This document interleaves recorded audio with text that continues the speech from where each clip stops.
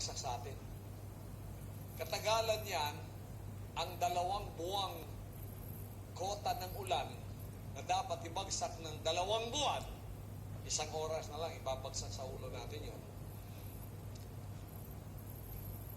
Yung Ondoy, yung Sendong, itong Tacloban,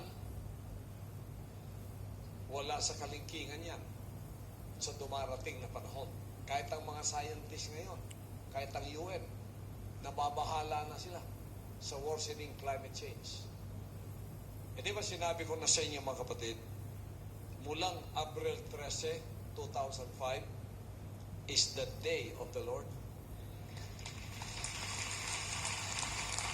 Maganda tayo. Ano ang araw ng paghanda?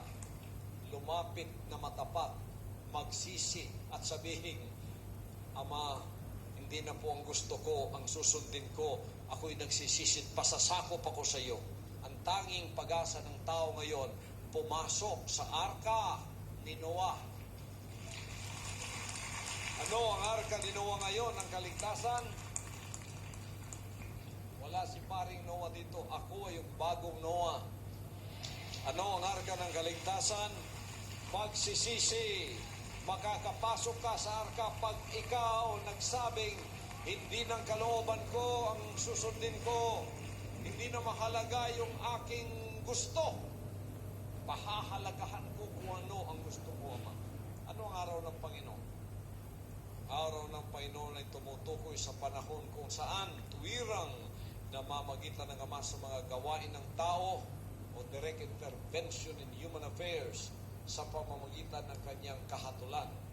Ito ay salungat sa mga araw ng tao, days of man, kung kailan ipinahintulot ng Ama na sundin ng tao ang kanyang makasalanang gawain.